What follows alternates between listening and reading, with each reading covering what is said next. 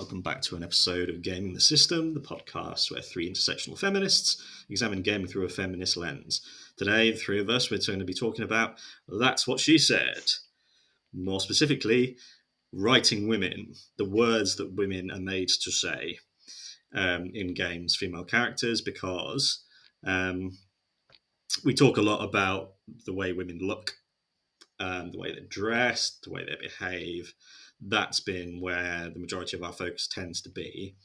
But we rarely talk about the actual words that they have to speak. Because I don't know if you two feel the same way about this. Maybe we'll start with this thing. Do you think that how impactful the words are, how does that compare to the way the character looks and behaves? Well, do you mean in terms of like the impressions we get from the way a character looks and the way that they speak, or?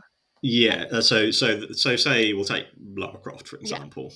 Yeah. Looks sexy, looks very male gaze centered, fights, climbs things, shoots things. And yeah, the way she moves is very, you can tell, designed with the male gaze. But do the words that she says, how do they compare to how she looks and behaves? Yeah, I suppose if you think about I think it's difficult really, aren't we? Because we have to think about the older version of Lara and the more modern version of Lara are two different things. But I think that her accent certainly gives off a certain impression of a particular class of woman, which might not necessarily be what you would have in your head when you see how the character behaves and how she goes about the world. So in a way, that's kind of juxtaposed.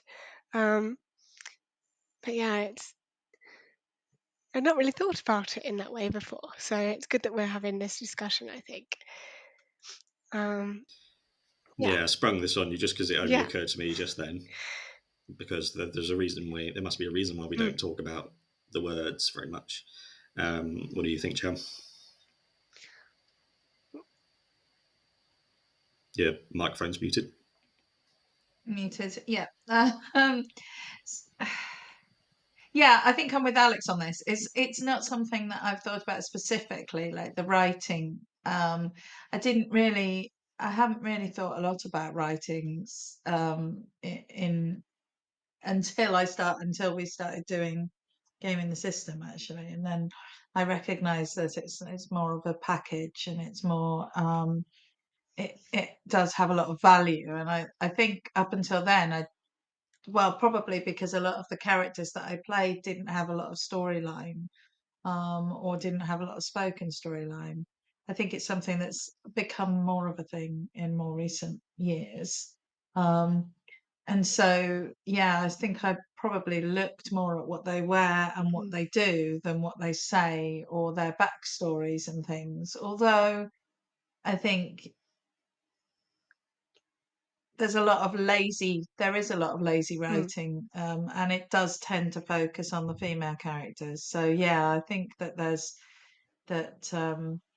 female characters often get a bad rap when it comes to their writing for them, and their motivations for why they're doing what they're doing, or just even the things, as you said, the things that they say.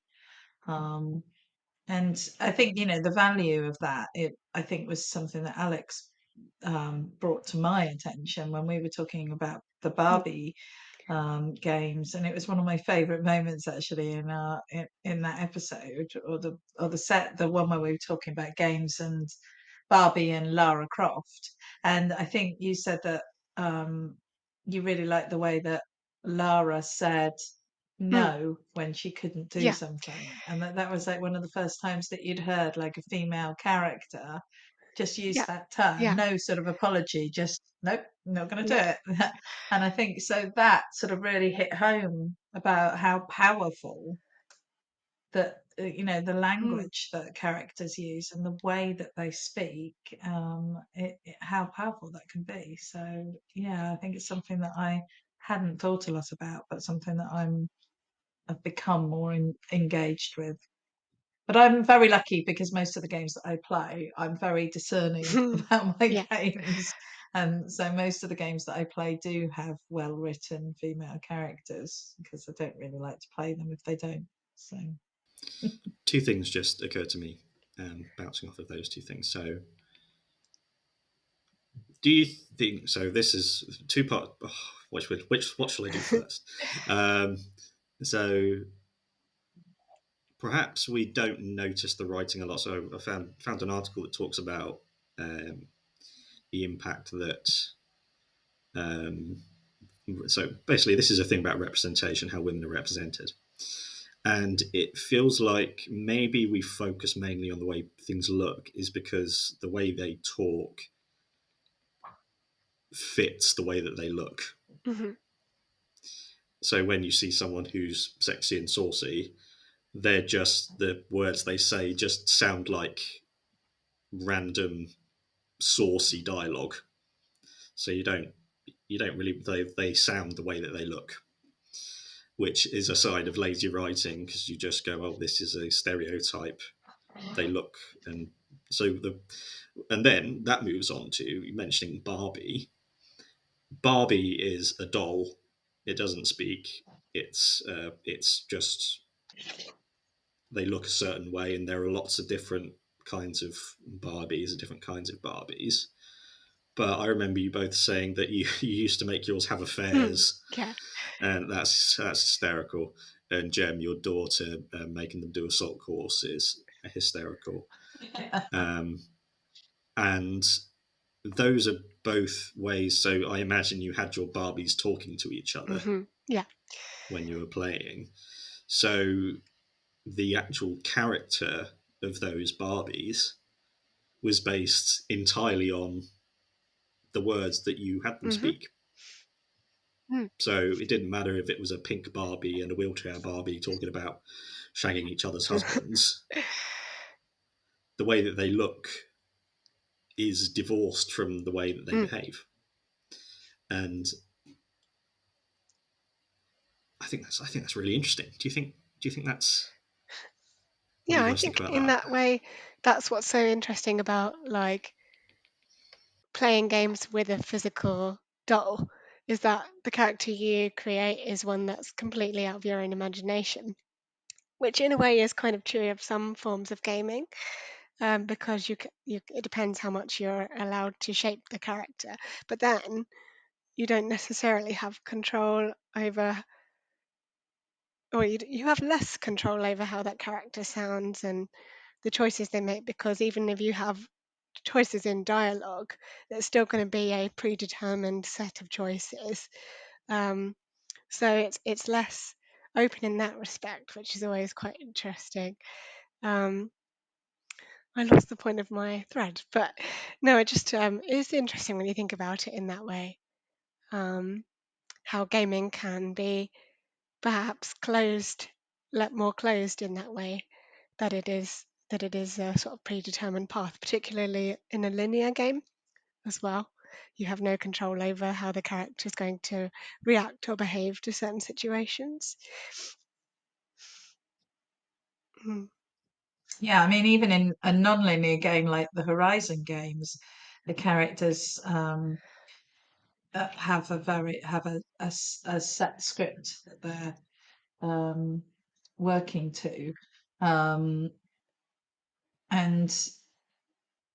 yeah, I think that means that you get what you're given with your Yes. characters, and it doesn't. Whereas Barbie allows you to, and that was, one of the things that came out in the film. I know that this isn't a Barbie episode, but that was one of the things that came out in the movie, was that Barbie can be anything to anyone, and that's because she's just a doll, and you can kind of make her be how you want. Whereas in games, in computer games, in the same way as in TV shows and perhaps a lesser degree books, because you have your own visualization to go with there, but you know, you are sort of stuck with how the writer portrays the Mm. character. And I think more and more, well, actually, I think it's always been the case. I remember when I was working at Electronic Arts, EA, one of the things that we talked about then was about the importance of personalization. And I was working with Ultima Online, just name dropping here. No one will remember Ultima Online, but anyway, I was working with the online game Ultima Online, and you know, one of the things that EA were talking about at that point was, you know, the importance of allowing players the ability to personalize the game and their gaming experience, and how that helps people to really kind of engage with and connect to and invest in games. So, you know, it's not like the games industry hasn't known this for a long time, and yet they're consistently, you know, right, closed Mm. characters and closed stories. So yeah, I think that is definitely a valid point. Yeah, so the way it should be in theory, writing is a craft. It's like carpentry. You should get, in theory, a good writer, a professional writer. You shouldn't worry about, oh, we're going to go into this story and I'm interested to see what they've written about in this story, rather than having to like make fan fiction. Mm. So stuff like God of War, for example, Freya's writing is banging, Mm. absolute awesomeness. One of the best bits is when uh, first time she manages to get to Kratos and Atreus. One thing, she just goes Yeah. at them, and then she gets the drop on Kratos, and and then Atreus turns into a bear and attacks her, and Kratos goes like, "No, you don't want to do this." And she goes, "Maybe for the moment, you're more useful to me alive." Mm. And it's her going, "I don't want to kill him, but I can't stop being angry." And then later on, they've just freed her from being tethered to Midgard. And she goes, "There's part of me that is so angry, and it will always be angry. Mhm. But no, you're not the one that needs to die." And you just go, Mhm.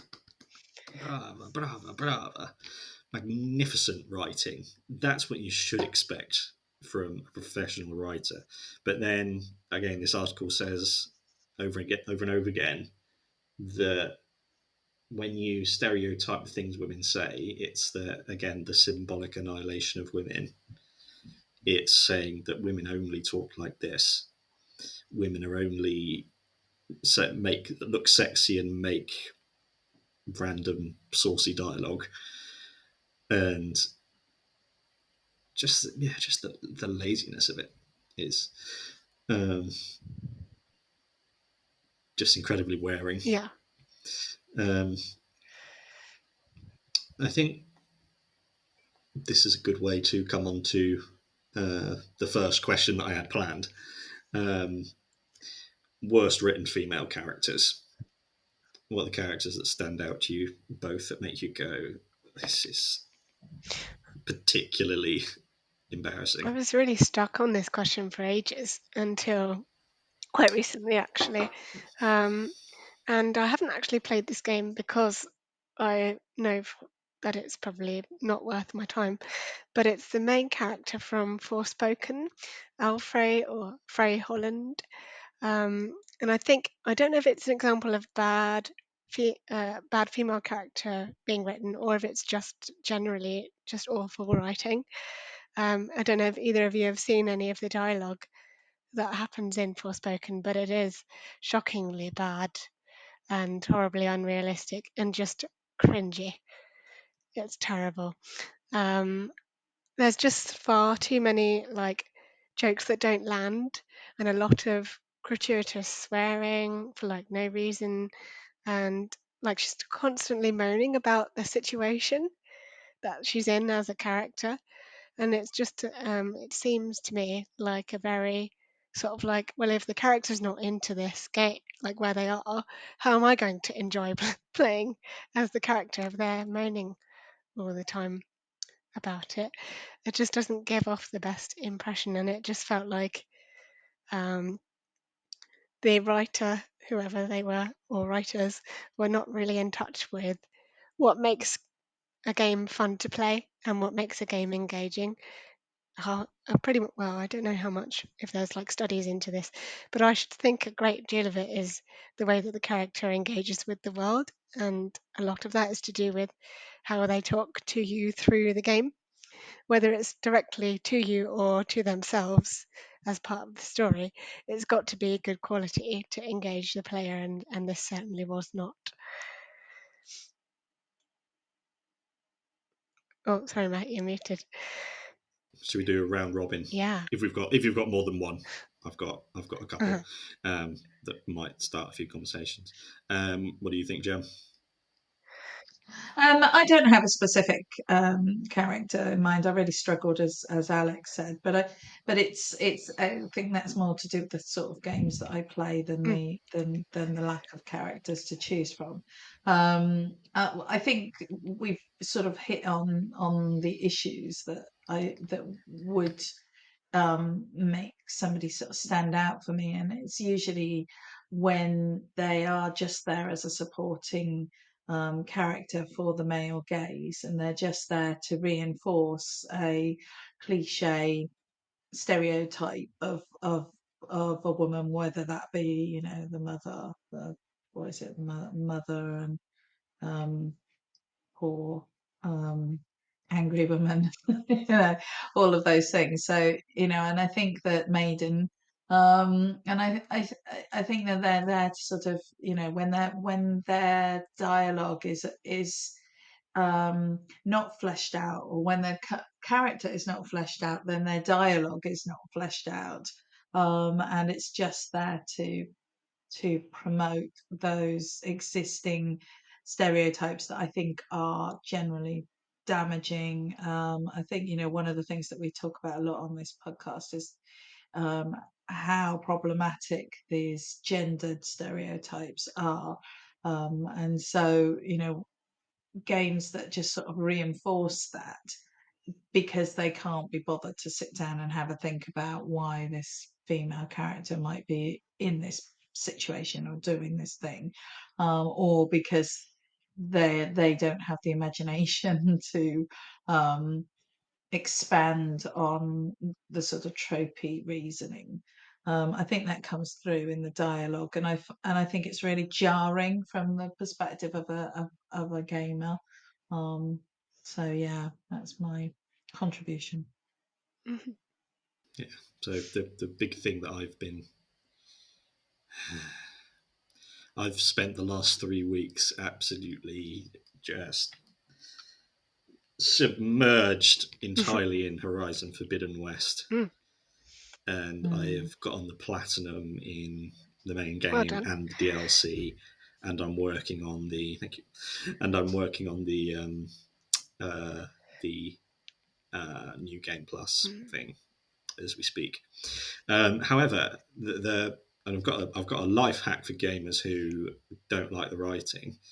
Play it in a different language. Ah. I've swapped the language to Italian, and Italian is just a beautiful Mm. language to absorb the game through, especially one that is just so many words with so little substance. Just it can when someone's saying another language, and it also helps you, gives you a grasp of a different Mm. language. Yeah. And so I know things like going andiamo means let's go, and bene means literally everything. Okay, cool, great. All bene, so very very funny, beautiful language. Completely, if you want to play, so I've played it before, if you want to play a game and it's got different languages, try them out. That was really fun. It makes it far less jarring just to read these words. And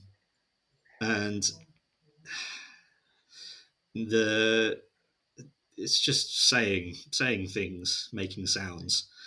And Aloy she's got, I think, three tones. She's got the neutral, I'll do it, I'll do this, I'll do that, I'll do this. What's going on here? What's going on that? I'll try and help. Just standard. You could cut out, like, just do like Keanu Reeves did with John Wick. He cut like 90% of his dialogues. He just needed to stand there for it. And so she spends 90% of the time like that. 8% of the time is her going, oh, this is hopeless. What am I going to do now? And then she carries on doing, oh yeah, I'll just do this thing. And then 2% is the interesting bit, is Silence, the guy who's this mastermind, who is my favourite. I love him. He's a brilliant character. And who's played by Lance Reddick, the guy who unfortunately died very, very young, extremely sad. He was very, very talented and had done a lot of stuff. She gets angry with him and properly goes right up. And I love it when, I've said in the anger episodes, I love it when female characters just go, you know what, fuck it, I don't care, I just want to kill you.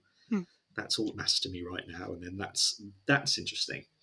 And from the first game, they have, this is so embarrassing, they wanted to do like a semi choose your own narrative thing. So you could choose at certain points, you could choose to act based on your brain, based on your positive emotions, or based on your negative emotions. And in the second game, there are 4 of those instances, and none of them matter. Really? And you just want to go, well, why did you bother doing it? The only one that matters, which is another sign of complete cowardice and failure to grasp the nature of what a character going through a story is meant to be. At the very end of the, I don't know, this was probably on social media at the time, at the very end of the DLC, you've been in sort of this very sweet, you've basically found another, like a woman who's the same sort of energy as Aloy, and they go about trying to save the world together. And they have this very, very cute, you know, when 2 people just fancy each other, they have that the entire time, and it's really sweet. But then right at the very end, her name's Seika, and Seika goes, basically professes her love for Aloy and goes, I don't really know what to do next, but this is how I feel.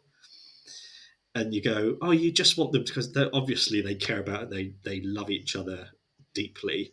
And you just go, obviously they're just going to kiss and then go, right, we've got stuff to do, but we care each other in this way. And you go, that would be a beautiful crescendo to the game. But just as they're about to have that, they have this stupid 3-point thing. If you go with the emotions, they kiss, they go, we've got lots of stuff to do, but we really care about each other, and then off it goes. Fantastic character arc. Aloy's never had an interesting friendship or an interesting relationship in the entire course of the 80-hour game and the previous one. And this one, you finally go, oh my God, some chemistry, some authenticity, some beauty. And they give you an option for them to kiss. And the other 2 are basically her going, it's either I'm really busy and I can't commit to anything like this right now, or the other one is I've got to save the world. I haven't got time for this. And just, it ruins it. It completely screwed that ending. And just you've got to commit. You've got to commit to something. But yeah, so I've been holding on to that for the last 3 weeks, as you can probably tell. But another theme of it is helpless women going, I don't know what to do. This is too hard. This is really difficult. And it made me think of Sam from Lara Croft Yeah. from the new ones. Being so, you made such a good point about Lara having an actual character and going through a change to try and become strong. But they've managed to offset that by having the kind of female character that they would normally write and having her play that role. Yeah. And the whining is that it just I just wanted to bring up Sam from Lara Croft. Is that something you? Yeah, I mean, I really didn't like the character, but then thinking about it, if I was ever to be in that situation in real life, I'd probably just do the same as Sam, because I sure as hell aren't coping on a scary island full of murderous people. But yeah, I mean, I think it's more to do with the having Lara having to be the one that has to pick up the pieces all the time. You had to keep doing it and keep doing it, and Lara would volunteer to do things, and you're like, no, no, actually, no, I don't want to go look for this thing over in the scary forest. I'd rather just like chill out by the fire if we can just do that for 10 minutes instead. Um, but it's the fact that Lara has much more of a hero complex, and I'm not saying that's bad, obviously, because that's what the game's about. But after a little while, I found myself just thinking, can we not just have an easy life and not volunteer for all these things all the time and save everybody all the time? There are other people that can do it as well, which I know is probably me being a bad feminist. But yeah, I don't know.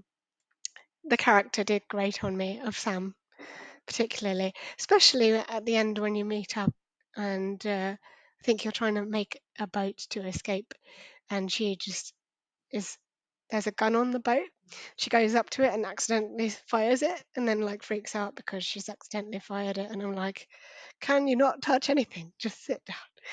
But I think that's almost bad in a way because the writing has made me feel really angry towards this woman who's just like having a really stressful time, which I would be if I was in her shoes. So in a way, it's kind of like, I don't know, the game like warped my ability to feel empathy, which I don't know what that says about Lara as a character. I don't know. Um, yeah, interesting thoughts. That is a fascinating observation Yeah. to make, in the way that you see a female character behaving in a stereotypical negative way that women are painted to be all the Mm, time, and it causes you to go, oh, for God's mm, sake, this bloody woman, yeah. why can't she just let us do the work? Why can't she just sit down and be Yeah. quiet? And that's a that has to have a an Mm, impact on people playing it. I'm sure it does because it did at the time. I remember I was like, "Oh, she's such a useless character. Like, why is she even here? You know, all these sorts of thoughts. Um, but yeah. That's patriarchy conditioning. Hmm. Oh, that's a topic for Mm. we have to do an episode about blind spots, Yeah. about the areas that we go, oh, I didn't notice that about ourselves. Mm. Okay, good. Did you have any more off the top of your head on badly written Nope. ones? Nope. Not from me, I don't think. Okay, we'll finish off with Okay. good ones. So I've done a bit of Freya. Mhm. My perspective on what the goal of every writer should be is every character should be good enough that you would be interested to play the game from their perspective, seeing their backstory. So I think a lot about, say, Negan from The Walking Mm. Dead, Daryl from The Walking Dead, Freya, Balder. These characters that are so good that you feel like you get an impression of the entire length of their story, and you get that you're only getting to witness a part of it, and I think that's really good. So, favorite, best written female characters. I quite like. Oh, sorry, Um, Jem, you go. I'll let you go. no, You you sure? go, All right. Alex. No, well, I was thinking of Nadine from Uncharted 4 and Uncharted Lost Legacy, who initially is the antagonist or one of the antagonists of Uncharted 4. She's kind of in that very Lara Croft mold in that she is like the in charge of the military goons for hire, and her dad's kind of set up the company and she's now running it. But she's also um, very very physical. She knows how to handle herself and how to handle a gun and how to like run all these military operations and sorts of things, um, and a very strong masculine type of female character. But the interesting thing is in the DLC, The Lost Legacy, um, you actually play as Chloe, and Nadine is kind of your partner in the whole of the through the journey of the game. But it kind of shows how in becoming a supporting character instead of an antagonist, kind of the arc that she's gone on as a journey, and seeing that perhaps all her time with Shoreline was not a mistake, but like something that she perhaps regrets. Um, and you can kind of see her change and sort of soften through playing with Chloe and their relationship and how that develops, which I think is quite an interesting arc. But again, it does kind of start off being very sort of stereotypical Lara Croft-esque type female character. Um, yeah, it's just an interesting one to think about because Chloe's journey is interesting in itself as well. They do give both of those characters a lot more depth in Lost Legacy. Um, so I think, but I would have been interested to play more as Nadine just because of the kind of switching places, as it were. That's always an interesting development in any character. Sorry, Matt, you're muted. You just made me think. Chloe is basically Lara Mm. Croft. She's a Tomb Raider, and she's very saucy. So sort of like the way that Lara Croft would be if she decided she wanted to be a supporting character to a man. Or to have a relationship And with a man, in fact. yeah, Yeah. yeah, and then there's Nathan Drake's wife. She's What's her basically name? I've forgotten her name. That's bad, isn't it? yeah, Yeah. she is bland That's a wife, clue there for you bland that we neutral can't wife. remember her name. But yeah. But then with Nadine, there is no sexualization to her at all. She is a blunt, aggressive Mm. character, and that's quite rare. Jem, favorite written female characters. Yeah, I actually was thinking, I'm not obsessed, honestly, but the Baldur's Gate 3 Mm. companions, the female companions, um, and there's a whole selection of them, and you can obviously you have a party of four, um, and so you can select three other people. So taking the main character out of the equation, because whether you play male or female, I think the script is probably the same. And also, I think um, I think, the characters that are written to be played as either gender doesn't quite fit what we're talking about today, because that they tend to be better if they're the main characters anyway. But the companion characters in Baldur's Gate, the female companion characters, are all really different, and are all really well fleshed out. They have really good sort of backstories and personalities and little sayings, little things that they say, and the way they interact with other characters is very in line with their storyline and their personality. And although, you could definitely find tropes going on with them, there's nothing that's kind of stood out and gone like, oh, this is a this kind of character, or she's a that kind of personality. You know, it's felt very natural, the way that that their characters are portrayed, and the things that they say, and the things that they do and how they react. And I mean, you can play the game without any of them in your party, and you can go through areas that relate to their storyline, and you can do that without them, or with them, or without them. And I'm currently playing through a bit that relates to um, oh my god, I've forgotten her name. Shadowheart. Yeah, Yeah. Shadowheart. Yeah, it just didn't seem right. I was thinking Shadowheart. It wasn't seem right. So, I'm playing a bit with Shadowheart that's like relates to Shadowheart's character, and so she's with me for this. And there was a bit where you find a bowl with. I don't think this is a spoiler, but you find a bowl with dried blood in.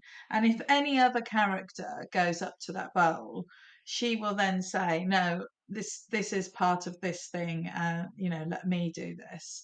And so she steps forward. So even though she's a companion character, the game has been written to allow those companion characters to step to the front when it's relevant to their storyline, and to do so in a perfectly believable way. So I would happily play any of those characters. And I think, Matt, your description of like what about how important it is that you want to play those characters and you want to see those stories through is excellent, a really excellent thing. And I think anyone who's writing characters for games should definitely keep that in mind. And so for me, the female companion characters they're just like real women in their situation. They're very believable, and that makes me want to play them. It doesn't necessarily make me like them or agree with them or any of those things, but it does make me it does make them engaging. So that would be my one. Yeah, I'll just rattle through mine really quickly. Freya, God of War. Diana, Hitman. Fury from Darksiders, so much fun. Senua from Hellblade. Ellie and Abby from Last of Us Part 2. Amazing. All And of the above. yeah, and Maeve, who is one of the queens in The Witcher from the Thronebreaker game. Yeah. Awesome. And I think we'll bring that to a close there, even though we feel like we could easily do another episode at some points. But I think that'll do for now. Thank you everyone for watching or listening. We now have a PayPal account if you want to donate to us on a one-off occasion. You just need to go into PayPal and send it to wearegamingthesystem@gmail.com, or you can follow us, subscribe to our Patreon at patreon.com/gamingthesystem for some bonus content. Until next time, bye-bye.